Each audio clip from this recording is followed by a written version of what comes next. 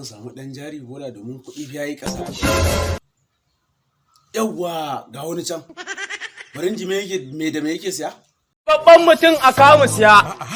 Inna lillahi. Mutane kuma? Me da me kake siya? Ribabbiyar kwakwalwa. Wannan me a ciki? Wannan buhun da kake gani ka ga buhun nan?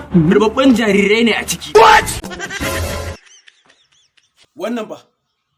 Wannan kuma ribabbiyar kwakwalwa ce. Ma? Kasan nan ta ɓaci da yawa. To yanzu kai ɗan jari bola ko wanne kalar yare ma kana siya? Lissafa min da Mutum ba Yahude ba na share siya ba haushe ɗan Yarabawa a kamu siya. kai? Kai ɗan China ɗan India a kamu siya. Ɗan ƙasar waje ma?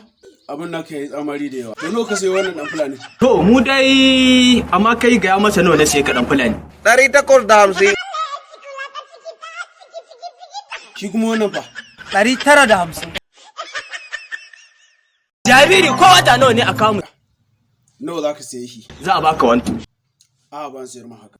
Ka dai faɗi yadda za ka saya shi. Ha to mu har kai na gaya ma inda kai din ma sai a da. Ba za ka sayar ba sai an ƙara ka. Sai dan gidan maman Iyabo.